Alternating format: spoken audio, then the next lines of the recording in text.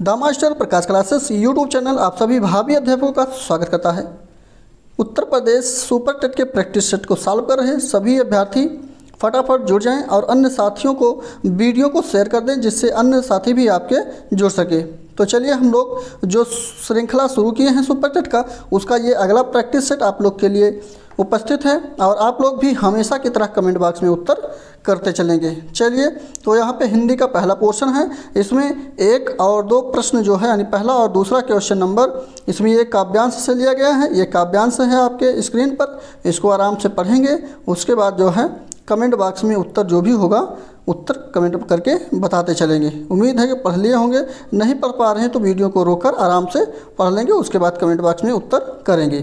तो यहाँ पे पहला क्वेश्चन आपकी स्क्रीन पर आ गया है। इसमें पूछा गया है कि लिपट कर सो गया सूरज का जो भाव है वो है कि सूर्य क्या है, नींद में है, खो गया है, थक गया है या फिर छिप गया है। तो चलिए क्वेश्चन का आंसर कमेंट बॉक्स में फटाफट कमेंट करके बता दीजिए आप लोग।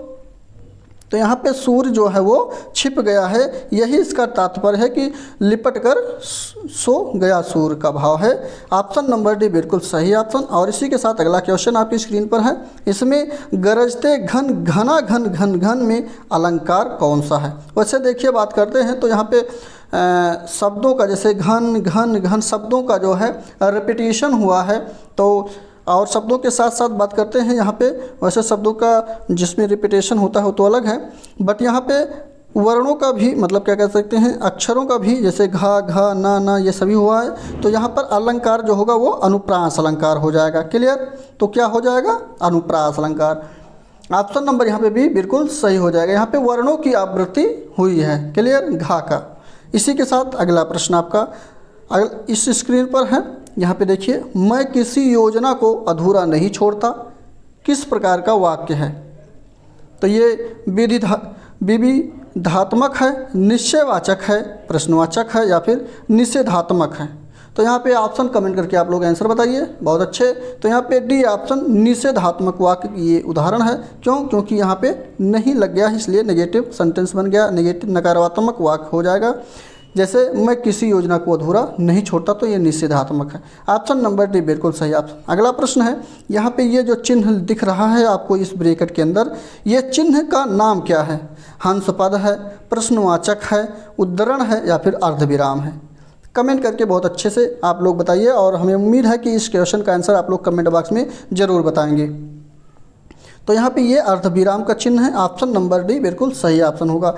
यहाँ पे जब सेंटेंस पढ़ा जाता है तो इसको जब लग जाता है तो वहाँ पे आदमी जो है थोड़ा देर के लिए रुक जाता है, उसके बाद फिर आगे बढ़ता है, तो इसी को अर्धविराम कहा जाता है। ठीक, ध्यान रखिएगा। ऑप्शन नंबर डी बिल्कुल सही हो जाएगा। अगला प्रश्न आपकी स्क्रीन पर है। जिस संज्ञा में उस द्रव या पदार्थ का बोध होता है उसे क्या कहा जाता है। जातिवाचक संज्ञा, व्यक्तिवाचक संज्ञा, द्रव्यवाचक संज्ञा या फिर भाववाचक संज्ञा। यहाँ देखिए अपने आप में ये बता रहा है, जैसे द्रव्य है, पदार्थ है, तो यहाँ पे ये द्रव्यवाचक संज्ञा के अंतर्गत आ जाएगा। ऑप्शन नंबर सी बिल्कुल सही ऑप्शन।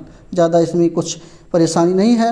और आप लोग का कमेंट जो भी हमें मिल रहा है कि सर मैथ के भी क्वेश्चन को करवाएं, मैथ के भी क्वेश्चन को करवाएं, बिल्कुल आपका जो है कमेंट जो मिल रहा है उस पर हम लोग अमल कर रहे हैं। और 1 से 2 दिन के मध्य आपका जैसे हम लोग इस प्रैक्टिस सेट को सॉल्व कर रहे हैं तो इसके जो 20 क्वेश्चन आपको मैथ के मिलेंगे वो अन्य वीडियो में आपको जो है उपलब्ध हो जाएगा। आप लोग वहां से जा करके उसको सॉल्व कर सकते हैं। उसको हमारे सर के द्वारा डिटेल में बढ़िया शॉर्ट ट्रिक के माध्यम से आपको समझाया जाएगा। क्लियर, चलिए वहां से आप लोग मैथ भी कंटेस्ट करते चलेंगे और इसी के साथ इस क्वेश्चन का आंसर भी आप लोग बताते चलिए। चलिए, परिश्रमी शब्द में कौन से विशेषण का बोध होता है।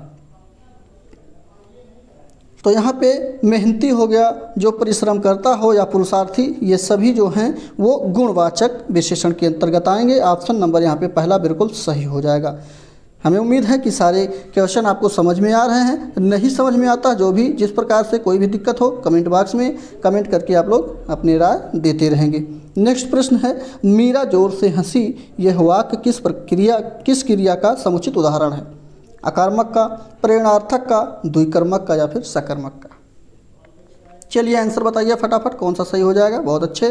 तो यहाँ पे ऑप्शन पहला भी बिल्कुल सही हो जाएगा। ये अकर्मक क्रिया का उदाहरण है, मीरा जोर से हंसी। क्लियर, बहुत अच्छे। चलते हैं हम लोग अगले प्रश्न की तरफ। और अगला प्रश्न आपकी स्क्रीन पर है। जो सोएगा वो खोएगा में सर्वनाम कौन सा है? जो सोएगा वो खोएगा में सर्वनाम बताना है। क्वेश्चन आपका बहुत अच्छा है, कमेंट करके आप लोग बताइए कौन सा आंसर सही हो जाएगा। तो यहाँ पे ये संबंधवाचक सर्वनाम है, ऑप्शन नंबर डी बिल्कुल सही है। मतलब जो सोएगा वही तो खोएगा, यानी कि उसी के साथ उसका संबंध यहाँ पे बता रहा है। ऑप्शन नंबर यहाँ पे डी बिल्कुल सही। इसी के साथ नेक्स्ट, कौन सा व्यंजन नासिक के व्यंजन है? नासिक का व्यंजन का तात्पर्य है कि नाक से जो हल्का से ध्वनि आती है या सांस आती है, उसका तात्पर्य है। और ऐसे बात करते हैं नासिका या नासिक वर्ण जो होते हैं वो स्पर्शी व्यंजन जो होते हैं उसका पंचमा अक्षर सभी होता है। आप लोग को मालूम है, जैसे ले लेते हैं का, ख, ग, घ और अंग, ये सभी यहाँ पे जो आते हैं चा वाले लाइन के भी आएंगे, टा वाले, फिर टा वाले, फिर पा वाले, ये सभी जो आएंगे यहाँ पंचम अक्षर, ये नासिक वर्ण कहलाते हैं। तो यहाँ पे कौन सा मिल रहा है? तो ना आपको मिल रहा है, इसलिए डी बिल्कुल सही ऑप्शन हो जाएगा। उम्मीद है कि आप लोग को समझ में आ रहा है। क्लियर? चलिए इसी के साथ हम लोग अगले क्वेश्चन पे चलते हैं। अगला क्वेश्चन आपकी स्क्रीन पर है। वृक्ष से पत्ते गिरते हैं, इस वाक्य में कौन सा कारक है? अपादान कारक है, कारण कारक है, कर्म कारक है या फिर अधिकरण कारक है? चलिए फटाफट आंसर बता दीजिए आप लोग। बहुत अच्छे। तो यहाँ पे ऑप्शन नंबर इसका जो सही होगा, देखिए एक बात यहाँ पे आप लोग जो कारक के सारे चिन्हों के नाम हैं उसको तो याद ही किए होंगे, बट यहाँ पे देखिए अलगाव की बात कर रहा है। वृक्ष से पत्ता क्या हो रहा है? अलग हो रहा है, गिर रहा है ना। तो जहाँ पर अलगाव की बात करते हैं वहाँ पे अपादान कारक होता है। ऑप्शन नंबर यहाँ पे पहला बिल्कुल सही ऑप्शन हो जाएगा। और बात करते हैं चिन्हों की, अगर नहीं याद है तो नोट कर लें आप लोग। जो कर्ता कारक होता है उसका चिन्ह ने होता है, कर्म कारक का को होता है, करण का से या के द्वारा होता है, वहीं पर संप्रदान की बात करते हैं के लिए होता है। और अपादान यहाँ पे जो सही है, इसके लिए जो चिन्ह है वो से या अलग होने पर इसकी चर्चा होती है। और संबंध का कारक का संबंध का अर्थ होता है का, की, के, रा, री, रे। और अधिकरण का मतलब होता है में या पर, जहाँ पे अधिकार की बात होता है वहाँ पे अधिकरण कारक होता है। ठीक, चलिए बढ़ते हैं अगले क्वेश्चन पे। इसमें तत्सम शब्द कौन सा है ये चुनना है हमको। राशि है, माफ़ कीजिए, हाँ तत्सम ही है, राशि है, रास है, रात है, राख है। तो देखिए ये ऑप्शन नंबर यहाँ पे पहला ही बिल्कुल सही हो जाएगा। जहाँ पे वा आ जाए, जहाँ पे बड़ा शाह आ जाए, जहाँ पे खष्टी शाह आ जाए, ये सारे शब्द जो है पहचान कराते हैं कि सब जो है किस प्रकार के हैं, तत्सम शब्द हैं। यहाँ पे देखिए शाह आ गया, ठीक। तो ये सब ध्यान रखिएगा, ये सब छोटी छोटी एंड मोटी बातों के तहत ये सब बताया जाता है, इसलिए ये जब आप लोग को वर्ण मालूम होगा तो अपने आप पहचान सकते हैं। तो फर्स्ट ऑप्शन बिल्कुल सही होगा। और इसी के साथ अगला प्रश्न आपका स्क्रीन पर है। उपसर्गों का प्रयोग होता है, तो किसमें उपसर्गों का प्रयोग होता है? चलिए आंसर बताइए। ऑप्शन आपकी स्क्रीन पर है। शब्द के आदि यानी प्रारंभ में, शब्द के मध्य में, शब्द के अंत में, या फिर इनमें से कोई नहीं। वैसे बात करते हैं, जैसे एक में जोड़ देते हैं क्या? प्रति। तो प्रति में जब एक जोड़ देंगे, मतलब एक में जो जोड़ देंगे प्रति, तो हो जाएगा प्रत्येक। इस प्रकार से ये हो जाएगा, ठीक, यहाँ ध्यान रखिएगा। तो यहाँ पे जो आपका आंसर बनेगा, शब्द के प्रारंभ में ही प्रत्यय को यानी उपसर्ग को जोड़ा जाता है। प्रत्यय जो होता है वो बाद में जोड़ा जाता है। उपसर्ग और प्रत्यय आप लोग पढ़े ही हैं, तो यहाँ मैंने उदाहरण के तौर पर बता भी दिया। क्लियर हो गया होगा। पहला ऑप्शन बिल्कुल सही है। नेक्स्ट प्रश्न है आपका कि लड़का चिट्ठी लिखता है, इस वाक्य, यह वाक्य जो है कर्मवाच्य वाक्य में बदलना है, तो किस प्रकार से बदलेंगे इसको? तो लड़का चिट्ठी लिखता है, इसको कर्मवाच्य में बदलना है, तो लड़के से चिट्ठी लिखी जाती है। ऑप्शन नंबर डी बिल्कुल सही ऑप्शन। नेक्स्ट प्रश्न आपका है कर्मधारय समास। कर्मधारय जो समास है उसका उदाहरण कौन सा है? गगनचुंबी है, पाठशाला है, प्रेम सागर है, नीलकंठ है। तो यहाँ पे डी बिल्कुल सही ऑप्शन। और आपको एक बात और बता दें कि अपने ही YouTube channel the master Prakash classes पर अब जो है आपका सुपर टेट का डिटेल में जो है हर टॉपिक वाइज, जैसे मनोविज्ञान हो गया और शिक्षण कौशल हो गया और हिंदी हो गई, मैथ हो गया, सभी टॉपिक अलग अलग स्पेशलिस्ट अध्यापकों के द्वारा जो है क्लासेस चलनी स्टार्ट हो जाएंगी, जहां से आप लोग वहां भी अपने सब्जेक्ट को, जो भी कमज़ोर होगा, सब्जेक्ट आपको कमज़ोर लग रहा है, उसको भी कंटेस्ट कर सकते हैं। साथ साथ हमारे साथ जो प्रैक्टिस सेट सॉल्व कर रहे हैं तो कर ही रहे हैं, इसके लिए कोई दिक्कत नहीं है, बट वहाँ से भी अपने आप को कंटेस्ट कर सकते हैं। ठीक, चलिए बहुत अच्छे। तो यहाँ पे बताना है, जहाँ सादृश्य के कारण उपमेय में उपमान का भ्रम होता है वह कौन सा अलंकार होता है? तो यहाँ पे ऑप्शन नंबर जो सही होगा वो पहला भ्रांतिमान अलंकार का ये उदाहरण होता है। ऑप्शन नंबर यहाँ पे डी जो माफ कीजिए ए बिल्कुल सही हो जाएगा। जैसे अगर उदाहरण की बात करते हैं तो उदाहरण जैसे वृंदावन बेहरत फिरै राधा नंदन किशोर नीरद यामिनी जानी संग डोले बोले मोर। तो यहाँ पे भ्रांति की बात किया गया है तो इसलिए भ्रांति अलंकार हो जाएगा। और इसी के साथ अगला प्रश्न आपकी स्क्रीन पर है, रात्रि में चलने फिरने वाला जो होता है उसे क्या कहा जाता है? तो उसको निशाचर कहते हैं। क्या कहते हैं? निशाचर कहते हैं। ऑप्शन नंबर सी बिल्कुल सही ऑप्शन, यानी रात में चलने वाले को निशाचर कहते हैं। नेक्स्ट प्रश्न है भागीरथी। यहाँ पे कह सकते हैं भागीरथी जो है वो उसका पर्यायवाची ढूंढना है। सीधा ऐसे यहाँ लिखा नहीं गया है लेकिन आपको मैं बता दूं तो यहाँ पे इसका पर्यायवाची क्या होगा, या भागीरथी जो है किसे माना जाता है, इस प्रकार से कह सकते हैं। तो ये गंगा को माना जाता है। ऑप्शन नंबर पहला बिल्कुल सही ऑप्शन। और गंगा की पर्यायवाची भी भागीरथी होती है, ये भी ध्यान रखिएगा। अगला है ओज गुण से परिपूर्ण रस का नाम बताइए। चलिए फटाफट आंसर दीजिए। बहुत अच्छे।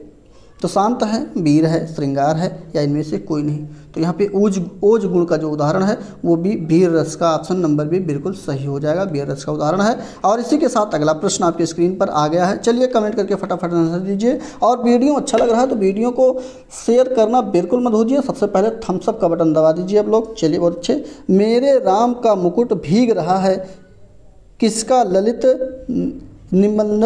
निबंध संग्रह है ये, मतलब ये किसका ललित निबंध संग्रह है ये बताना है। यहाँ पे ये पंक्ति लिखी गई, मतलब वाक्य लिखा गया है मेरे राम का मुकुट भीग रहा है।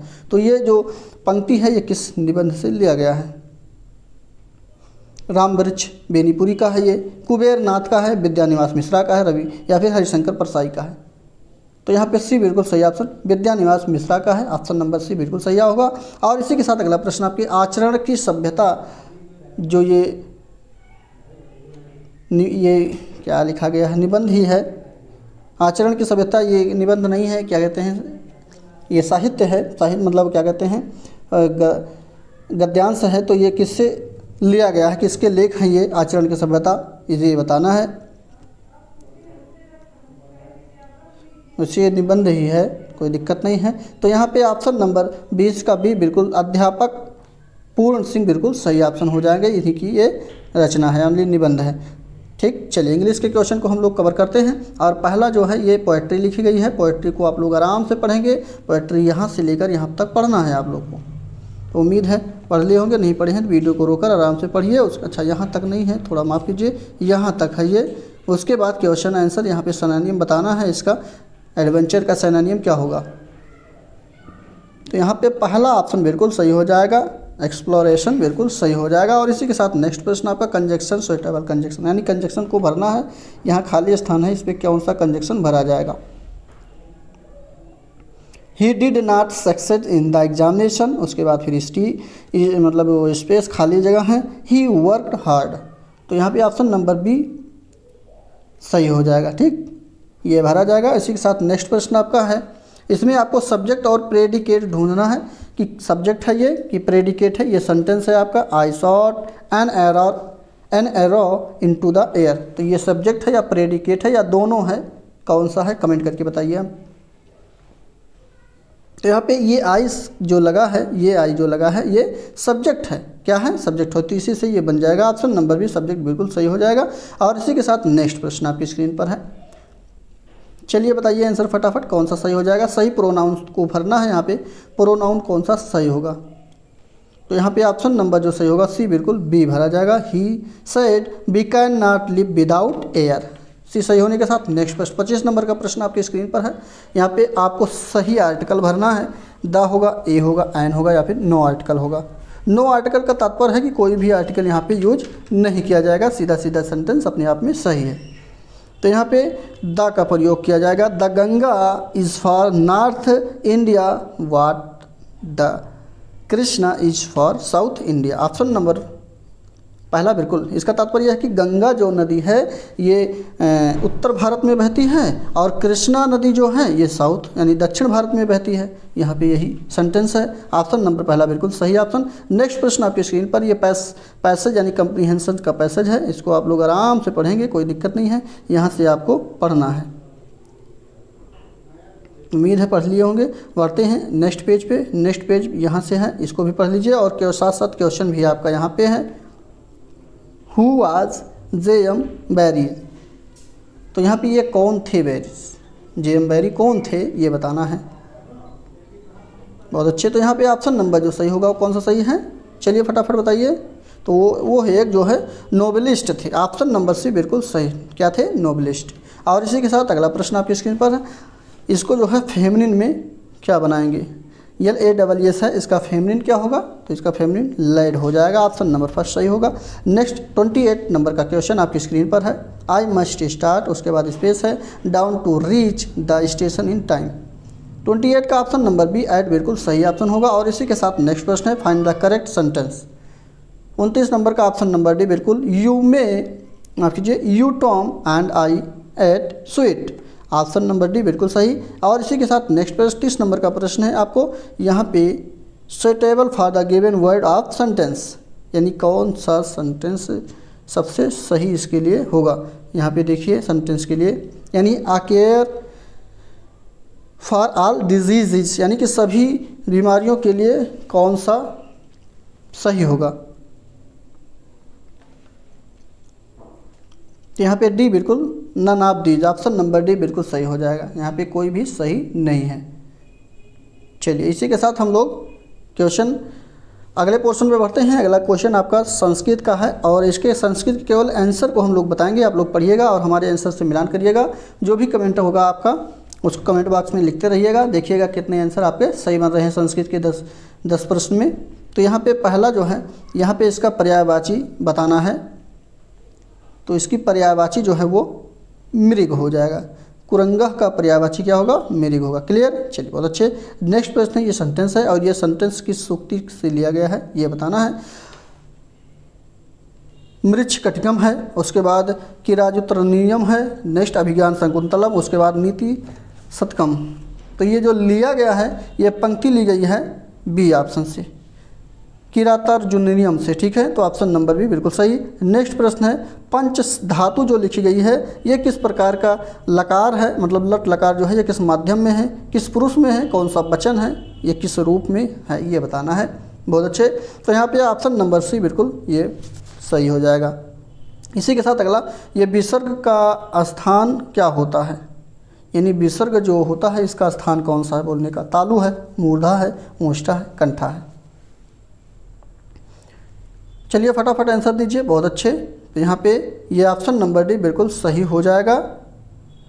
आप लोग स्पर्शी व्यंजनों में जब का वाली लाइन पढ़ते हैं तो वहाँ पे एक फार्मूला पढ़े होंगे, कह विसर्जनीय कंठा। क्लियर। तो विसर्जन का वाली लाइन पूरा आ जाएगा, आ और आ भी आएगा, यानी दोनों छोटा और बड़ा वाला आ भी आ जाएगा, साथ साथ हा के साथ विसर्ग चिन्ह भी इसमें उपयोग होता है। क्लियर। तो यहाँ पे उम्मीद है सारे समझ में आ गए हैं। तो डी बिल्कुल सही ऑप्शन होगा। अगला प्रश्न है, इसमें कौन सा चैनम में कौन सा प्रत्यय लगा हुआ है, तो यहाँ पे बी बिल्कुल लेप प्रत्यय है, ऑप्शन नंबर बी बिल्कुल सही होगा। और इसी के साथ नेक्स्ट है, चलिए फटाफट आंसर दीजिए। फर्स्ट ऑप्शन यहाँ पे सही हो जाएगा, षष्ठी विभक्ति का प्रयोग इसमें हुआ है, ये शब्द जो लिखा गया है। ठीक, चलिए बहुत अच्छे। अगला प्रश्न है, यहाँ पे ये पद जो लिखी गई है इसमें कौन से संधि विच्छेद होगा, संधि विच्छेद इसका कौन सा सही होगा, तो यहाँ पे सी बिल्कुल सही होगा, तो प्लस लिकार हो जाएगा। इसी के साथ नेक्स्ट, कुपुत्रः में कौन सा समास है, तो कुपुत्रः में जो समास है कर्मधारा है, ऑप्शन नंबर बी बिल्कुल सही ऑप्शन हो जाएगा। और अगला प्रश्न है दुर्व्यवहार, दुर्व्यवहार में उपसर्ग कौन सा है, तो यहाँ पे दुर बिल्कुल सही ऑप्शन यानी डी बिल्कुल सही होगा। और ये पंक्ति लिखी गई है, इस पंक्ति को आप लोग आराम से यहाँ से पढ़ेंगे और यहाँ तक पढ़ना है। उसके बाद नीचे क्वेश्चन लिखा गया है, कौन सा क्वेश्चन सही हो जाएगा, चलिए फटाफट बताइए। बहुत अच्छे। तो यहाँ पे ये श्रद्धा हो जाएगा। ठीक, ये क्वेश्चन है आपका, इसको पढ़िए, श्रद्धा क्वेश्चन मिलान करते रहिएगा। साइंस के प्रश्नों को हम लोग फटाफट कवर करते हैं। 10 प्रश्न यहाँ पे आपके साइंस के आ गए हैं। निर्जलीकरण क्या होता है ये बताइए। चलिए, और वीडियो अच्छा लग रहा हो तो आप लोग वीडियो को शेयर सब्सक्राइब करना बिल्कुल मत भूलिए। वीडियो को सबसे पहले लाइक कर दीजिए फटाफट। चलिए बहुत अच्छे। तो यहाँ पे निर्जलीकरण का आंसर आप लोग को कमेंट बॉक्स में देना है, इसका तात्पर्य क्या है।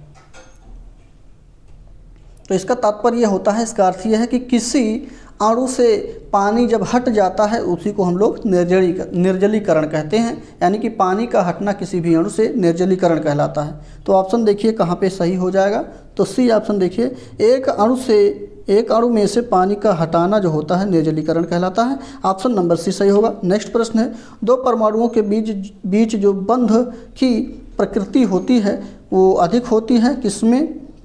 यदि उसकी विद्युत धनात्मकता का अंतर कम होता है, जैसे वो ध्रुवीय हो, धात्विक हो, आयनिक हो या सहसंयोजक हो। तो यहाँ पे ऑप्शन नंबर डी बिल्कुल सही ऑप्शन। यहाँ पे सहसंयोजक जब प्रकृति होती है तो मतलब सहसंयोजक प्रकृति अधिक होती है तो उनकी विद्युत ऋणात्मकता क्या होती है? विद्युत ऋणात्मकता का अंतर कम हो जाता है, यानी कि ऑप्शन नंबर डी बिल्कुल सही हो जाएगा। और इसी के साथ अगला प्रश्न है, किसी प्रकार का रोगजनक जल जनित रोग टाइफाइड बुखार का कारण बनता है तो कौन सा है? शैवालीय है, परजीवी है, प्रोटोजुअन है या बैक्टीरियल है? तो यहाँ पे डी ऑप्शन बैक्टीरियल बिल्कुल सही ऑप्शन हो जाएगा। और इसी के साथ अगला प्रश्न है, एयर बैग का आविष्कार किसने किया है? एयर बैग का आविष्कार किसने किया है ये बताना है। चलिए फटाफट आंसर बताइए, 44 नंबर का ऑप्शन बताना है। एयर बैग का आविष्कार बुल्गारिया के वैज्ञानिक जिनका नाम था एसन जार्डनाफ। क्या नाम है? एसन जार्डनाफ। ऑप्शन नंबर सी बिल्कुल सही ऑप्शन होगा। इन्हीं के द्वारा एयर बैग का निर्माण जो है यानी आविष्कार किया गया है। क्लियर? चलिए, और इन्हीं को ही बुल्गारिया में एरोनॉटिकल इंजीनियर के जनक के रूप में भी माना जाता है, ये भी ध्यान रखिएगा। इसी के साथ ये बुल्गारिया के हैं, ठीक है, ये भी ध्यान रखिएगा। कहाँ के हैं? बुल्गारिया के।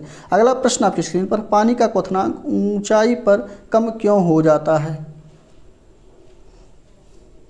तो जैसे जैसे आप ऊंचाई पर जाएंगे वैसे वैसे आपका वायुमंडलीय दाब जो है कम होता जाएगा, तो इसलिए ये कम वायुमंडलीय दाब के कारण ऐसा होता है। ऑप्शन नंबर भी बिल्कुल सही ऑप्शन। और इसी के साथ अगला प्रश्न आपकी स्क्रीन पर है, कोशिका के किस हिस्से में प्रोटीन बनाया जाता है? यानी कि कोशिका का कौन सा हिस्सा है जहाँ पे प्रोटीन का निर्माण होता है?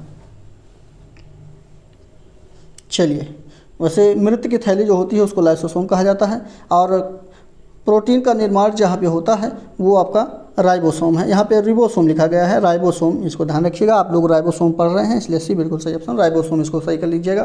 थोड़ा एरर लिखा गया है लेकिन बट सी बिल्कुल सही ऑप्शन होगा। इसी के साथ अगला प्रश्न है, ये राइबोसोम है। अगला प्रश्न है, पोलियो की बीमारी होने का कारण क्या है? बैक्टीरिया है, मच्छर है, वायरस है या फिर तिलचट्टा है?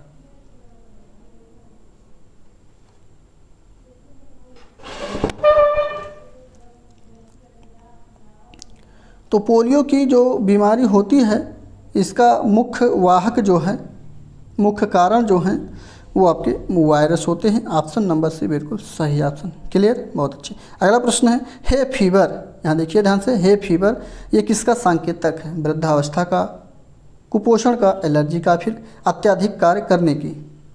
तो यहाँ पे ये एलर्जी जो है, एलर्जी है, माफ़ कीजिए, एलर्जी है ये एक प्रकार से, है फीवर। ऑप्शन नंबर सी बिल्कुल सही ऑप्शन। और इसी के साथ अगला प्रश्न है, कौन सा बात बायोफाइटा के बारे में सच नहीं है? 49 नंबर का डी ऑप्शन बिल्कुल, ये फूल मौजूद होते हैं, ये फूल इसमें मौजूद होते हैं, ये बात सच नहीं है, यानी कि फूल इसमें मौजूद नहीं होती, ये सही है। लेकिन यहाँ पे ये कह रहा है कि इसमें होते हैं, इसलिए गलत हो गया। ऑप्शन नंबर डी बिल्कुल सही है क्योंकि यहाँ नहीं पूछा गया था। और इसी के साथ अगला प्रश्न आपका है, N2 में कितने एकल इलेक्ट्रॉन जोड़े मौजूद होते हैं? तो बात करते हैं N2 में, तो 2 एकल नाइट्रोजन जोड़े होते हैं इसमें, और इसका परमाणु क्रमांक 7 होता है। कितना होता है? 7 होता है। तथा परमाणु भार कितना होता है? 14। जैसे नाइट्रोजन है ये, इसकी खोज 1722 में रदरफोर्ड ने की थी, और इसका उपयोग उर्वरकों, औषधियों एवं वायुयान के टायरों में भरने के लिए किया जाता है नाइट्रोजन का। तो यहाँ पे ऑप्शन नंबर जो है डी बिल्कुल सही हो जाएगा। 2 इलेक्ट्रॉन इसमें जो है इलेक्ट्रॉन, 2 एकल इलेक्ट्रॉन के जोड़े इसमें पाए जाते हैं या होते हैं। ऑप्शन नंबर डी बिल्कुल सही होगा। और ये मैथ का पोर्शन आपका आ गया है। मैथ के पोर्शन को हम लोग स्किप करते हैं। जो भी हमारे पुराने साथी हैं उनको मालूम है, जो भी नए हैं वो जान लें कि इसको जो है अगर आपको सॉल्व करना है प्रेजेंट टाइम में, तो आप हमारे Telegram channel the master Prakash classes को सर्च करके फॉलो कर लीजिए। वहाँ पे इसका PDF 150 क्वेश्चन का आपको मिल जाएगा। वहाँ से जाकर के मैथ के 20 क्वेश्चन को आप लोग सॉल्व कर लीजिएगा। अन्यथा 1 या 2 दिन का और समय दीजिए आप लोग, फटाफट हमारे सर के द्वारा इसका जो है जो भी PDF जो भी क्लास प्रैक्टिस सेट का पढ़ाया जाएगा उसका दिन में आपको जो है क्वेश्चन 20 क्वेश्चन आपको शॉर्ट ट्रिक के माध्यम से, अच्छी क्वेश्चन या आपको डिटेल में उसकी जानकारी मिल जाएगी, इसका सलूशन भी मिल जाएगा वहाँ से, तो वहाँ से आप लोग जाकर सॉल्व कर सकते हैं। ठीक, चलिए बढ़ते हैं हम लोग अगले प्रश्न की तरफ। और यहाँ पे अगला पोर्शन पर्यावरण एवं सामाजिक अध्ययन का है, तो इसके भी क्वेश्चन को देख लेते हैं फटाफट। चलिए, संदेश सेवा किस क्षेत्र के अंतर्गत आती है? प्राथमिक, द्वितीयक, तृतीयक या फिर तृतीयक या द्वितीयक दोनों के अंतर्गत। ध्यान दीजिएगा, यहाँ प्राथमिक सेवा, द्वितीयक सेवा या तृतीयक सेवा के अंतर्गत आने वाली सभी स्थितियाँ होती हैं। तो यहाँ पे ये इसके अंतर्गत जो आएगी उसका जो वो चरण है या क्रम जो है उसका वो तृतीय क्रम होती है। ऑप्शन नंबर सी बिल्कुल सही ऑप्शन हो जाएगा। और इसी के साथ अगला क्वेश्चन आपकी स्क्रीन पर है, कौन सा एक प्रत्यक्ष कर नहीं है? आयकर, संपत्ति कर, कारपोरेट कर या इनमें से कोई नहीं। 72 नंबर क्वेश्चन का आंसर बताइए फटाफट। तो यहाँ पे डी ऑप्शन इनमें से कोई नहीं, ये सही हो जाएगा। यहाँ पे कोई प्रत्यक्ष कर नहीं है। वैसे बात करते हैं तो डी बिल्कुल सही आंसर इसका हो जाएगा। और इसी के साथ नेक्स्ट प्रश्न पे चलते हैं। 1 मिनट थोड़ा इसको डिटेल में जान लेते हैं। डिटेल में जानने का मतलब क्या होता है कि प्रत्यक्ष कर क्या होता है ये जान लेते हैं। जैसे बात करते हैं, यह एक प्रकार का टैक्स होता है। प्रत्यक्ष कर क्या होता है? एक प्रकार का टैक्स होता है जो किसी व्यक्ति या संगठन द्वारा सीधे सरकार को दिया जाता है। यह सरकार द्वारा प्रत्यक्ष रूप से व्यक्तियों और संगठनों पर लागू करके टैक्स होता है वो है, जैसे कि आयकर, निगम कर, संपत्ति कर आदि इसके अंतर्गत आते हैं। वहीं पे व्यक्ति या संगठन के उद्देश्य इसके जो होते हैं वो सरकार को प्रत्यक्ष कर का भुगतान करना ही यहाँ पे इसका अर्थ होता है। क्लियर हो गया होगा, हमें उम्मीद है कि आप लोग समझ गए होंगे। और इसी के साथ साथ संगठन या टैक्स पर जो लगाया जाता है वो आपका कर भुगतान होता है। उसकी पूर्ति के लिए जो जिम्मेदार होता है वही भी प्रश्न का प्रत्यक्ष कर, मतलब जो डायरेक्ट नहीं होता है वो आपका प्रत्यक्ष कर नहीं होता है। क्लियर? चलिए, तो यहाँ पे शायद आपको लोग समझ गए होंगे। ऑप्शन नंबर यहाँ पे जो सही है वो कौन सा सही है? डी बिल्कुल सही है। और इसी के साथ अगला प्रश्न है, संशोधनों में से किसे भारत का लघु संविधान भी कहा जाता है? यानी कौन सा संशोधन है जिसे लघु संविधान कहा जाता है? क्योंकि इसे लघु संविधान क्यों कहा जाता है? क्योंकि इस संविधान संशोधन के तहत काफ़ी अधिक जो है संशोधन हुए थे। तो यहाँ पे ऑप्शन नंबर बी बिल्कुल सही हो जाएगा। 42वां संविधान संशोधन भारत का लघु संविधान संशोधन कहलाता है। और इसके तहत 1976 में इसका जो है 1976 में ही संशोधन हुआ था इसका, जिसके मुख्य घटक थे। पहला था संविधान की प्रस्तावना में समाजवादी, धर्मनिरपेक्ष और एकता और अखंडता को शब्द ऐसे जोड़े गए थे, 3 शब्द जोड़े गए थे। साथ साथ सभी नीति निर्देशक सिद्धांतों को भी जो है मूल अधिकारों की सर्वोच्चता सुनिश्चित की गई थी। इसके अंतर्गत अन्य जो है 10 मौलिक अधिकारों को भी अनुच्छेद 51 के काम में यानी भाग 4 के काम में जोड़ा गया था। ये सारे जो है ऐड किए गए थे 42वें संविधान संशोधन 1946 के तहत। तो यहाँ पे भी बिल्कुल सही ऑप्शन हो जाएगा। और अगला प्रश्न आपका स्क्रीन पर है, कौन से युग्म सही नहीं है? 74 नंबर का आंसर बताइए फटाफट। बहुत अच्छे। तो यहाँ पे कौन सा सही नहीं है? अच्छा 1 मिनट, नीचे कूटनीति का प्रश्न है, चारों ऑप्शन शायद दिख रहा होगा। चलिए बताइए कौन सा सही नहीं, कौन सा सही नहीं है ये बताना है आपको। जैसे स्वर्ण क्रांति जो है ये फलों का उत्पादन करती है, नीली क्रांति उर्वरकों के उत्पादन में वृद्धि करती है, पीली क्रांति अन्नों के उत्पादन में क्रांति करती है। तो कौन सा सही नहीं है ये बताना है।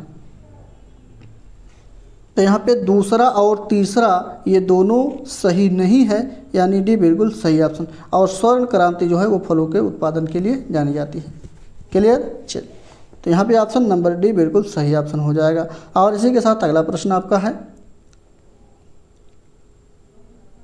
स्वर्ण क्रांति ये सही लग रहा है क्या? चलिए आप लोग कमेंट करके इसका आंसर भी बताएंगे कौन सा सही होगा। ये स्वर्ण क्रांति पर हमें थोड़ा डाउट हो रहा है, तो आप लोग इस क्वेश्चन का आंसर बताएंगे क्या इसमें होगा, अपनी राय जरूर बताएंगे। क्वेश्चन हम लोग अगला देखते हैं। अगले क्वेश्चन में है, कौन से अधिकार को मौलिक अधिकारों से हटाकर एक सामान्य कानूनी अधिकार बना दिया गया है? तो यहाँ पे ऑप्शन नंबर भी बिल्कुल सही ऑप्शन। यहाँ पे संपत्ति कर को एक कानूनी अधिकार के तहत रखा गया है। और ये 44वें संविधान संशोधन द्वारा 1978 में इसको किया गया है। ठीक है, ये भी ध्यान रखिएगा। और ये अनुच्छेद 31 में था। किसमें? ये अनुच्छेद 31 में था। इसको यहाँ से हटा करके जो है 300 के काम में ले जा करके रख दिया गया है। और यह एक प्रकार से वर्तमान में कानूनी अधिकार हो गया है। क्लियर? चलिए, उम्मीद है सारे समझ में आए हैं। अगला प्रश्न आपका है, इसमें संस्कृत नाटक नागानंद की रचना किस शासक के द्वारा की गई थी। यहाँ पे बी बिल्कुल सही ऑप्शन, ये हर्षवर्धन के द्वारा की गई, बी बिल्कुल सही ऑप्शन। अगला प्रश्न है, यहाँ पे सुमेलित करना है, जैसे एक तरफ धर्म सुधारक आंदोलन है, दूसरी तरफ संस्थापक हैं, यहाँ पे मिलान करिए फटाफट कौन सा इसका सही हो जाएगा। तो चलिए देखते हैं। तो यहाँ पे पहले के जो है आर्य समाज की स्थापना दयानंद सरस्वती के द्वारा किया गया था। ब्रह्म समाज की स्थापना जो है राजा राम मोहन राय के द्वारा की गई थी। वहीं पे वेद समाज की बात करते हैं तो वेद समाज जो है वो केशव चंद्र सेन तथा श्री केसरी धरलू नायडू के द्वारा। वहीं प्रार्थना समाज आत्माराम पंडुरंगा। ऑप्शन नंबर यहाँ पे देखिए मिलान करिए तो बी बिल्कुल सही। यहाँ पे पहले का BADC यानी कि बी बिल्कुल सही होगा। उम्मीद है सारे समझ में आए हैं। अगला क्वेश्चन आपकी स्क्रीन पर है। इसमें प्रमुख भारतीय नगरों में से कौन सा एक सबसे अधिक पूर्व की ओर स्थित है? कौन सा नगर है जो एकदम बिल्कुल पूर्व में स्थित है भारत के, इस विषय में बताना है।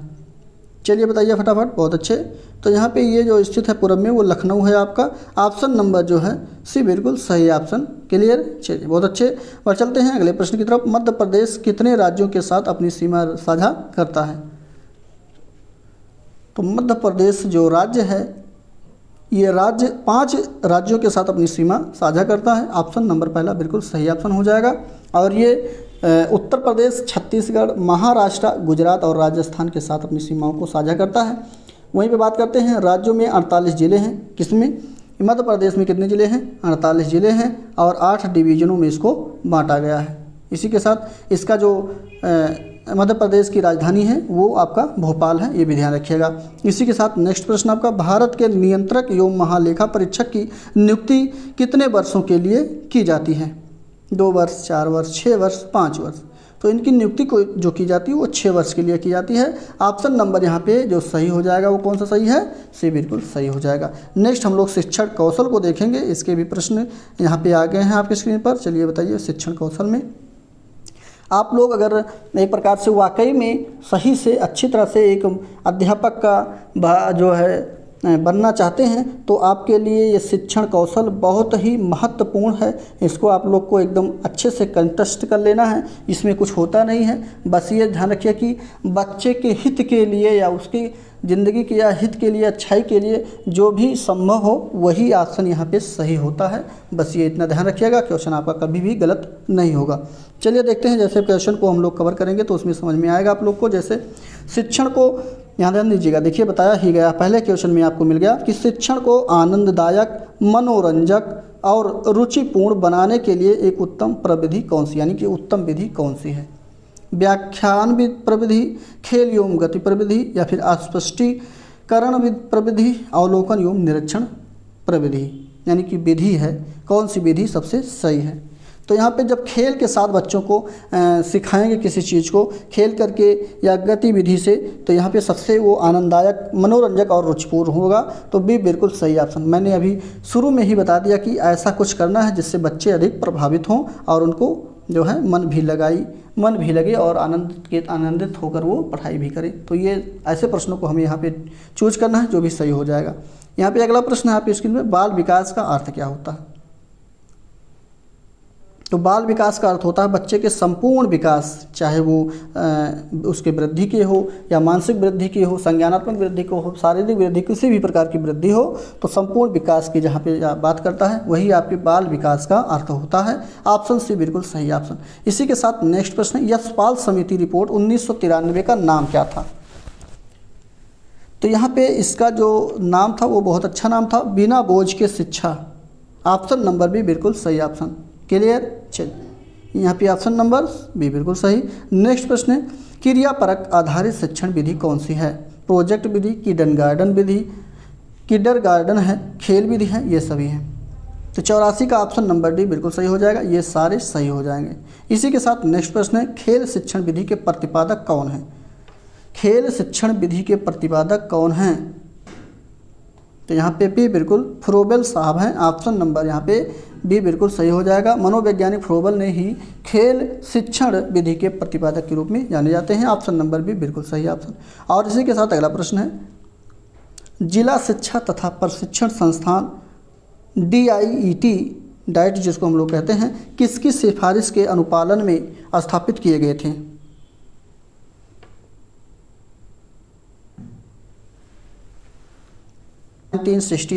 राष्ट्रीय शिक्षा नीति 1986, कोठारी आयोग 1964 टू 66, या फिर 42वां संविधान संशोधन अधिनियम 1976। तो यहाँ पे सी बिल्कुल सही हो जाएगा। ये कोठारी आयोग के सिफारिश पर इसका अनुपालन किया गया था, स्थापित किया गया था। सी बिल्कुल सही ऑप्शन हो जाएगा। एक मिनट गलत हो रहा है।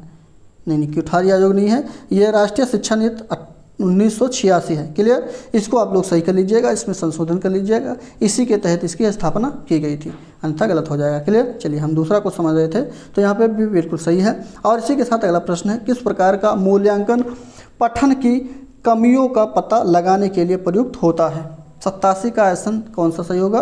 तो यहाँ पे नैदानिक बिल्कुल सही ऑप्शन हो जाएगा। नैदानिक में ही किसी चीज़ का कमियों का पता लगाया जाता है। ऑप्शन नंबर सी बिल्कुल सही ऑप्शन। इसी के साथ नेक्स्ट है, समन्वित शिक्षा की सफलता निर्भर करती है, तो किस पर निर्भर करती है? तो ये शिक्षकों की जो अभिवृत्तिगत परिवर्तन होती है उस पर निर्भर करती है। डी बिल्कुल सही ऑप्शन। और अगला प्रश्न है, आपको अपनी कक्षा में दो मंद बुद्धि बच्चों को बैठाने के लिए बोला गया है, तो आप क्या करेंगे? चलिए, क्वेश्चन के आंसर को जब पढ़ेंगे तो आंसर अपने आप निकल कर आएगा, कोई बोझ वाली बात नहीं है। जैसे पहला ऑप्शन है, अध्यापक को उन्हीं किसी और कक्षा में जो कि मंद बुद्धि बालकों के लिए विशेष रूप से चिन्हित है में बैठाने के लिए बोलेंगे। देखिए, अगर बात करते हैं हम लोग समावेशी शिक्षा के अंतर्गत, तो ये गलत है ऑप्शन, पहला तो गलत हो गया। दूसरा है, उन्हें अपनी विद्यार्थी के रूप में ग्रहण करने से इनकार कर देना चाहिए। क्यों इनकार कर देना चाहिए भाई? आप एक शिक्षक हैं तो क्यों इनकार कर देंगे उनको? तो ये भी गलत हो गया। अगला है, ऐसे शिक्षार्थियों को सिखाने की तकनीकी सीखना चाहिए। बिल्कुल सही। जब तकनीकी आप सीखेंगे तो उनको साथ में बैठा करके समावेशी शिक्षा के अंतर्गत उनको साथ में सभी कक्षाओं में, मतलब कक्षाओं के सभी बच्चों के साथ एक साथ बैठा कर उनको सिखाएंगे।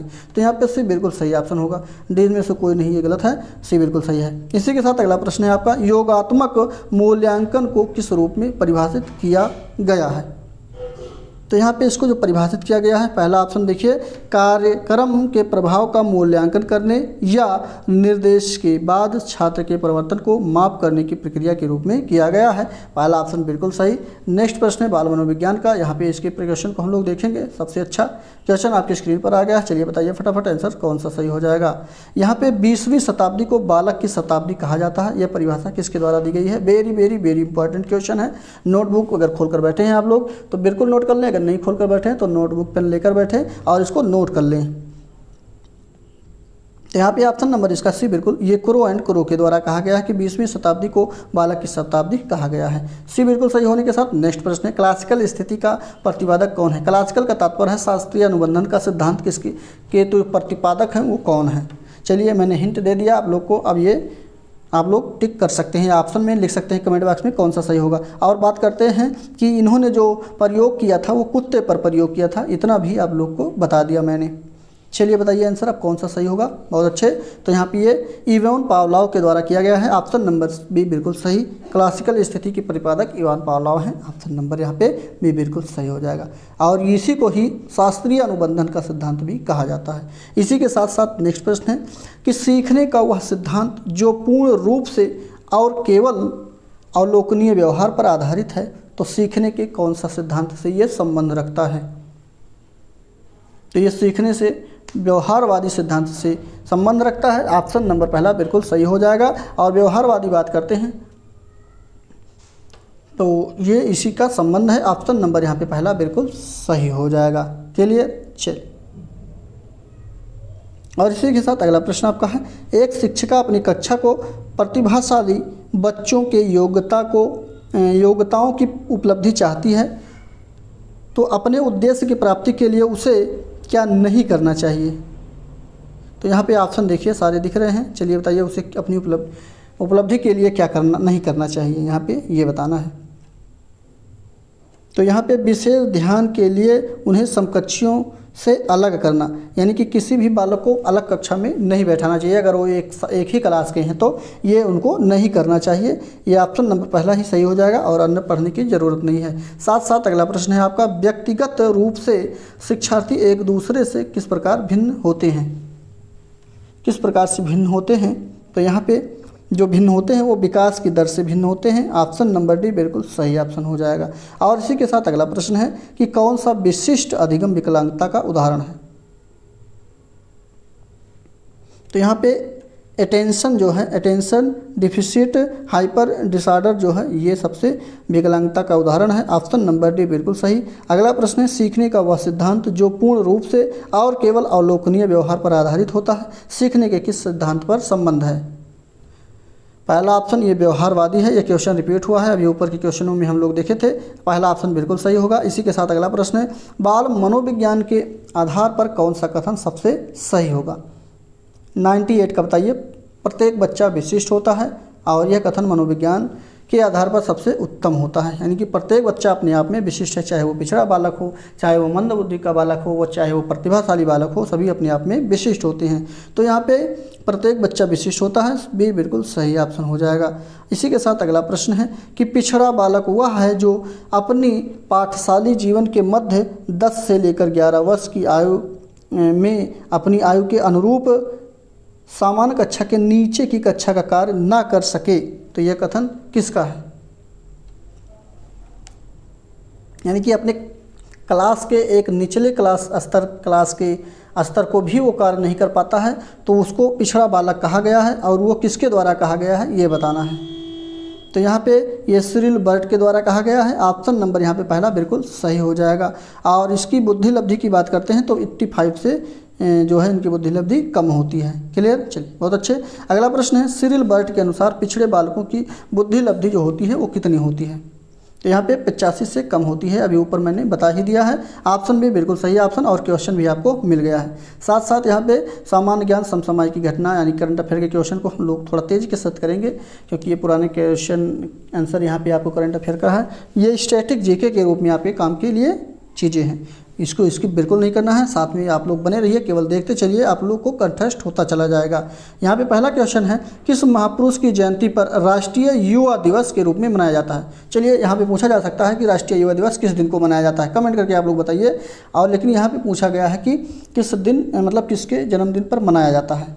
तो ये जो मनाया जाता है वो स्वामी विवेकानंद के जन्म दिवस पर मनाया जाता है। ऑप्शन नंबर यहाँ पे जो सही हो जाएगा वो कौन सा सही होगा? डी बिल्कुल सही हो जाए। राष्ट्रीय युवा दिवस जो है 12 अगस्त को मनाया जाता है, ये ध्यान रखिएगा। ठीक, चलिए, बहुत अच्छे। इसी के साथ अगला प्रश्न आपका, हितोपदेश नामक पुस्तक के लेखक कौन थे?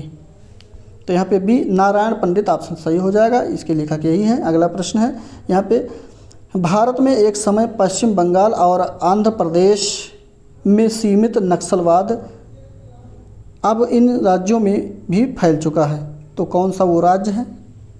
तो यहाँ पे जैसे उड़ीसा, छत्तीसगढ़, झारखंड, बिहार, ये सब में है। ऑप्शन नंबर पहला बिल्कुल सही ऑप्शन। और इसी के साथ नेक्स्ट प्रश्न यानी 104 नंबर का, इसमें पूछा गया है कि किस देश का राष्ट्रीय पशु आइबिस है? आइबिस क्या होता है, चलिए बताइए। तो आइबिस जापान का राष्ट्रीय पशु है, एक जानवर का ये नाम है, यानी पशु का नाम है। तो यहाँ पे ऑप्शन नंबर पहला जापान बिल्कुल सही हो जाएगा। यहाँ पे याद रखिएगा, आइबिस किसका राष्ट्रीय पशु है? जापान का है। नेक्स्ट है, भारत की पहली सवाक फिल्म आरामाला किसके निर्देशक कौन थे? ये आलम आरा जो थी, ये पहली सवाक फिल्म थी, इसके निर्देशक कौन है ये बताना है। चलिए बताइए फटाफट, बहुत अच्छे। यहाँ पे ऑप्शन नंबर जो है वो आपका बी बिल्कुल सही ऑप्शन, आरदेसिर ईरानी बिल्कुल सही हो जाएगा। ये सवाक का मतलब होता है जो आवाज़ सहित हो, मतलब इसमें आवाज़ भी आ रही थी, यानी कि पहली फिल्म जो थी राजा हरिश्चंद्र थी वो मूक थी, यानी कि उसमें आवाज़ नहीं थी, केवल चित्र दिख रहे थे, संकेत के माध्यम से आप लोग समझ रहे थे, यानी कि जो भी देख रहा होगा वो केवल संकेत से ही समझेगा, उसमें आवाज़ नहीं थी। लेकिन वा का मतलब आवाज़ होता है और सा का मतलब साथ में, तो यहाँ पे आवाज़ के साथ जो पहली फिल्म थी भारत की वो कौन थी? आलमारा थी, ये भी ध्यान रखिएगा, पूछा जा सकता है। इसके निर्देशक के बारे में यहाँ पूछा था, इनका नाम है आरदेसिर ईरानी। ठीक, चलिए बहुत से। अगला प्रश्न है आपका, भारतीय अंतरिक्ष अनुसंधान संगठन का मुख्यालय कहाँ पर स्थित है? तो इसका आंसर बी बिल्कुल सही ऑप्शन हो जाएगा। कौन सा आंसर सही है? बी बिल्कुल सही ऑप्शन हो जाएगा। यहाँ पे बेंगलुरु सही है। बेंगलुरु में स्थित है भारतीय अंतरिक्ष अनुसंधान संगठन। इसी के साथ अगला प्रश्न है आपका, भारत का प्रथम परमाणु ऊर्जा रिएक्टर कौन सा था? तो पहला बिल्कुल अप्सरा था। अप्सरा ही भारत का प्रथम परमाणु रिएक्टर था। ऑप्शन नंबर फर्स्ट बिल्कुल सही। नेक्स्ट है, पणजी किसकी राजधानी है? तो पणजी गोवा की राजधानी है। ठीक, ध्यान रखिएगा। नेक्स्ट है, द इंग्लिश टीचर के लेखक कौन है? द इंग्लिश टीचर के लेखक ये R.K. Narayan. Option number C बिल्कुल सही ऑप्शन। नेक्स्ट है, प्योंगयांग जो है किसकी राजधानी है? किस देश की राजधानी प्योंगयांग है? दक्षिण कोरिया, और माफ़ कीजिए उत्तर कोरिया। ऑप्शन नंबर जो है डी बिल्कुल सही हो जाएगा। क्लियर? चलिए, और इसी के साथ नेक्स्ट प्रश्न आपका है, बहुउद्देशीय नदी घाटी योजना को आधुनिक भारत के मंदिर किसने कहा है? तो यहाँ पे बी बिल्कुल सही ऑप्शन। जवाहरलाल नेहरू ने ही बहुउद्देशीय नदी घाटी परियोजना को आधुनिक मंदिर के रूप में कहा है। बी बिल्कुल सही ऑप्शन होगा। अगला प्रश्न है, यहाँ पे भारतीयों में से निम्नलिखित भारतीयों में से किसे नोबेल पुरस्कार नहीं मिला है? रविन्द्रनाथ टैगोर, C.V. रमन, सत्यजीत रे, अमर्त्य सेन। तो यहाँ पे सत्यजीत रे को नहीं मिला है, यानी सी बिल्कुल सही ऑप्शन। बाकी सबको मिला है। अगला प्रश्न है, my father is a hero के लेखक कौन है? My father is a hero, Nishant Kaushik. Option number C बिल्कुल सही ऑप्शन। इसी के साथ अगला प्रश्न है, किस राज्य में जनजातीय समुदाय की पहचान नहीं की गई है? तो हरियाणा में कोई भी जनजाति नहीं है। ऑप्शन नंबर सी बिल्कुल सही ऑप्शन। और इसी के साथ अगला, ओलंपिक खेलों में कौन सा खेल नहीं खेला जाता है? हॉकी, तैराकी, क्रिकेट, जिम्नास्टिक। तो ये क्रिकेट नहीं खेला जाता। ऑप्शन नंबर सी बिल्कुल सही ऑप्शन। क्लियर? बहुत ईजी था। अगला प्रश्न है, ये सभी को आता नहीं है लेकिन ईजी प्रश्न है, क्रिकेट नहीं खेला जाता, ये ध्यान रखिएगा। और इसी के साथ अगला प्रश्न है आपका, इसमें पूछा गया है कि किस देश में संघीय न्यायालय के न्यायाधीशों का चयन संघीय विधानसभा मंडल के दोनों सदनों द्वारा होता है? तो वो स्विट्जरलैंड और जर्मनी दोनों है, यानी कि दो तो सही नहीं होगा, इसलिए डी, यहाँ देखिए ए और बी बिल्कुल दोनों सही है, यानी डी ऑप्शन बिल्कुल सही हो जाएगा। और इसी के साथ अगला प्रश्न है आपका, दिनार जो होता है किस देश की मुद्रा है? चीन, ईरान, इराक, इंडोनेशिया। यहाँ पे सी इराक बिल्कुल सही ऑप्शन होगा। और सी ऑप्शन सही होने के साथ अगले प्रश्न पे चलते हैं। अगला प्रश्न है, सबसे बड़ा राष्ट्रीय तट रेखा किस देश के साथ है? सबसे बड़ी तटीय रेखा किस देश के साथ है?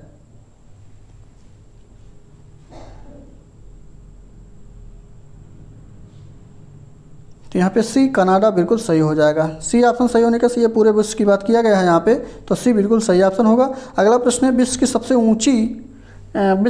ऊंचाई पर स्थित दूरबीन वेधशाला कहाँ पर स्थित है?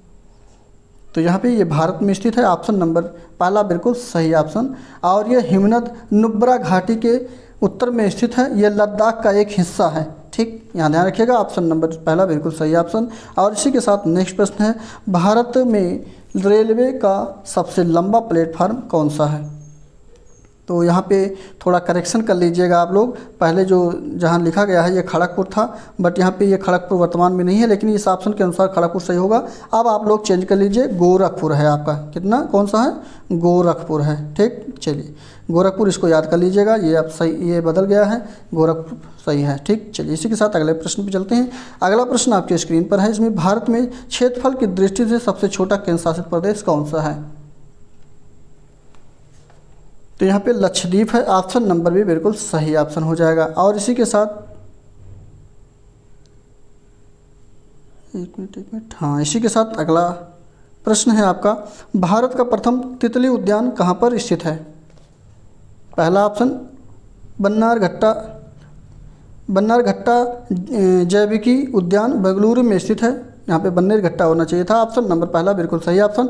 इसी के साथ नेक्स्ट है कि इसरो का पूरा नाम क्या है? इसरो का पूरा नाम बताइए। चलिए फटाफट, बहुत अच्छे।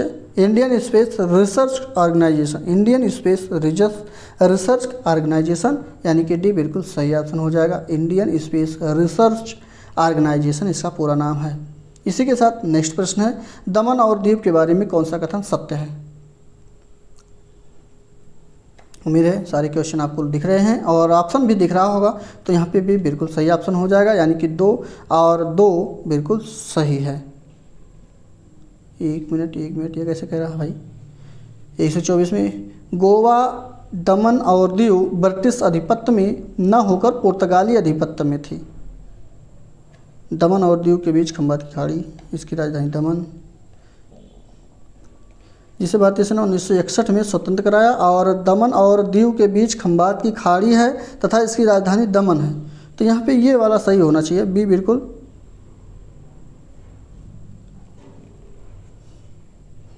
तीसरा भी, इसकी राजधानी दमन है, यहाँ पे तीसरा भी कर लीजिए, लेकिन इस समय ये जो है किसी में अत्यंत हो गया है, ठीक ध्यान रखिएगा। तो यहाँ पे ऑप्शन नंबर कौन सा सही है, बी बिल्कुल सही ऑप्शन, यहाँ पे बी सही हो जाएगा, बी पे लगाइए। और इसी के साथ अगला प्रश्न है आपका। अगला प्रश्न, किसने कहा था कि स्वराज मेरा जन्मसिद्ध अधिकार है और मैं इसे लेकर रहूँगा। तो यहाँ पे बाल गंगाधर तिलक के द्वारा ये कहा गया है, ऑप्शन नंबर बी इसका बी बिल्कुल सही हो जाएगा। और इसी के साथ अगला प्रश्न है, स्वतंत्रता की मूर्ति स्टैचू ऑफ लिबर्टी किस देश का राष्ट्रीय स्मारक है। तो संयुक्त राज्य अमेरिका का है, ऑप्शन नंबर यहाँ पे सी बिल्कुल सही ऑप्शन हो जाएगा। और ये एक विश्व हेरिटेज में इसको शामिल किया गया है, ऑप्शन नंबर सी बिल्कुल सही। इसी के साथ नेक्स्ट, कंगारू किस देश का राष्ट्रीय पशु है। तो कंगारू जो है ये ऑस्ट्रेलिया का राष्ट्रीय पशु है, बी बिल्कुल सही ऑप्शन। अगला प्रश्न है, एक प्रसिद्ध फुटबॉल खिलाड़ी माराडोना किस देश से संबंधित है, या किस देश की ये है। माराडोना नाम है इनका, अर्जेंटीना, ब्राज़ील, स्पेन, इटली। तो ये जो हैं वो अर्जेंटीना से हैं, ऑप्शन नंबर पहला सही। नेक्स्ट है, एवरेस्ट शिखर पर चढ़ने वाली दूसरी भारतीय महिला कौन है। तो संतोष यादव, ऑप्शन नंबर भी बिल्कुल सही ऑप्शन, दूसरी भारतीय महिला हैं और ये सबसे अधिक बार भी एवरेस्ट पर्वत पर अब तक चढ़ चुकी हैं, ये भी इनका रिकॉर्ड है, ये भी ध्यान रखिएगा। और इसी के साथ अगला प्रश्न आपका 129 हो गया। 129 के साथ अगला प्रश्न यानी 130 का है, भारत के उपग्रह का नाम क्या है। रोहिणी फर्स्ट, आभास्कर, आर्यभट्ट या फिर इनसैट। तो यहाँ पे आर्यभट्ट है, ऑप्शन नंबर पहला, माफ कीजिए पहला कह रहे हैं, सी बिल्कुल सही हो जाएगा। ठीक, आप लोग भी ध्यान देते रहिएगा, क्योंकि लगाते हैं टिक किस और पर और हो सकता है मुँह से गलत निकल जाए, तो आप लोग को कंफ्यूज नहीं होना, गलत नहीं करना है, बस ध्यान देते रहना है। कोई भी दिक्कत आती है तो कमेंट बॉक्स में आप लोग जवाब दे सकते हैं उसका। तो यहाँ पे अगला प्रश्न जो है आपका 131 का, ये रीजनिंग का प्रश्न है। और रीजनिंग को भी हमारे सर के द्वारा आप डिटेल में आपको इसके सोल्यूशन को देखने के लिए मिलेगा, बट हम थोड़ा बहुत हेल्प कर देते हैं आप लोग की, लेकिन अब डिटेल में आप लोग समझेंगे और उसके साथ साथ पढ़ेंगे। और अगर अभी भी पढ़ना चाहते हैं तो हमारे सर के द्वारा पूरा बढ़िया प्लेलिस्ट बनी है, वहाँ से जा कर रीजनिंग को आराम से पढ़ सकते हैं। बट इसमें थोड़ा गिने चुने ही चैप्टर आते हैं, तो वहाँ से आप लोग जो भी आपको सुपर टेट में आपका चैप्टर है या सिलेबस के अनुसार जो भी है वहाँ से आप लोग पढ़ लीजिए, इसको कंठस्थ कर लीजिए। क्लियर। चलिए इसके ऑप्शन को बात करते हैं कौन सा सही होगा। तो यहाँ पे बी ऑप्शन यानी 45 सही हो जाएगा। ये सही कैसे होगा, तो यहाँ पे पहले वाले में 2 के साथ 1 का गुणा किया गया है और 2 के साथ 1.5 का गुणा किया गया है, यहाँ पे 1 का गुणा किया गया है, गुणा कर दिया गया है, ध्यान रखिएगा। और यहाँ पे जो गुणा कर दिया गया है 2 का किया गया है, यहाँ पे 2.5 का किया गया है, और यहाँ पे जो किया गया है वो 3 का किया गया है। ठीक, तो 15 हो गया है और उसी के साथ 15 3 45 हो गया है। क्लियर। चलिए बहुत अच्छे। और इसी के साथ अगला प्रश्न है आपका, यहाँ पे जिस प्रकार कार गैरेज में बनती है उसी प्रकार हवाई जो है कार गैराज में होती है बनती है, उसी प्रकार हवाई जहाज़ कहाँ पे खड़ी होती है कह सकते हैं, स्टैंडिंग स्थान है ये। तो यहाँ पे ऑप्शन नंबर बी ये हैंगर होता है। हवाई जहाज़ कहाँ पे खड़े होते हैं, हैंगर में खड़े होते हैं। क्लियर। चलिए अगला प्रश्न है आपका, यदि किसी सांकेतिक भाषा में यूनिटी को इस प्रकार से लिखा जाता है तो इसको किस प्रकार से लिखा जाएगा। चलिए उम्मीद है दिख रहा होगा। तो यहाँ पे ऑप्शन नंबर जो सही होगा वो डी बिल्कुल सही ऑप्शन हो जाएगा। कौन सा, डी बिल्कुल सही ऑप्शन हो जाएगा, इसको ध्यान दीजिएगा। और इसी के साथ नेक्स्ट प्रश्न है 134 नंबर में पहला ऑप्शन सही हो जाएगा। जैसे चेन्नई तमिलनाडु की राजधानी है तो देहरादून उत्तराखंड की राजधानी है। ठीक, चलिए इस प्रकार से अगला प्रश्न जो है आपका, यहाँ पे भिन्न कौन सा, उत्तर प्रदेश की राजधानी लखनऊ, राजस्थान की राजधानी जयपुर या हरियाणा की राजधानी कुरुक्षेत्र, मध्य प्रदेश का भोपाल। तो हरियाणा की राजधानी कुरुक्षेत्र नहीं है, चंडीगढ़ है। क्या है, चंडीगढ़ है। क्लियर। चलिए और इसी के साथ हम लोग अगले पोर्शन की तरफ चलते हैं। ये कंप्यूटर का है। कंप्यूटर के आंतरिक रूप से जुड़े फाइलों का संग्रहण जो होता है वह क्या कहलाता है? तो वो डेटाबेस कहलाता है। डी बिल्कुल सही ऑप्शन। और इसी के साथ अगला प्रश्न आपका है, इसमें पूछा गया है कि मल्टी प्रोग्रामिंग का प्रयोग किस पीढ़ी के कंप्यूटरों में प्रारंभ हुआ था? तो यहाँ पे सी बिल्कुल सही, तीसरी पीढ़ी के कंप्यूटरों में ये मल्टी प्रोग्रामिंग का प्रयोग हुआ था। ऑप्शन नंबर सी बिल्कुल सही। और इसी के साथ अगला प्रश्न है, भारत में निर्मित प्रथम कंप्यूटर का नाम क्या था? सिद्धार्थ, परम, वोल्केनो, परीक्षित। तो यहाँ पे इसका नाम जो था सिद्धार्थ था। ऑप्शन नंबर यहाँ पे पहला बिल्कुल सही हो जाएगा।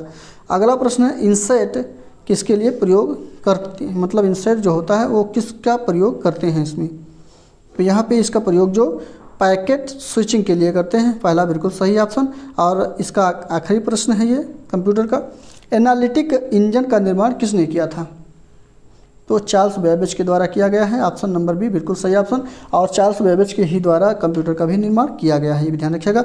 अगला प्रश्न है, जीवन कौशल प्रबंधन एवं अभिवृद्धि से। पहला क्वेश्चन आपकी स्क्रीन पर है, अध्यापक के दृष्टिकोण से प्रतिभाशीलता किसका संयोजन है? तो पहला ऑप्शन यहाँ पे उच्च योग्यता होनी चाहिए, उच्च सृजनात्मकता होनी चाहिए और उच्च वचनबद्धता होनी चाहिए। यही प्रतिभाशीलता का संयोजन है। ऑप्शन नंबर पहला बिल्कुल सही ऑप्शन। और इसी के साथ नेक्स्ट प्रश्न है, इसमें कहा गया है कि शिक्षार्थियों के ज्ञान अर्जन में सहायता करने के क्रम में अध्यापक को किस पर ध्यान केंद्रित करना चाहिए?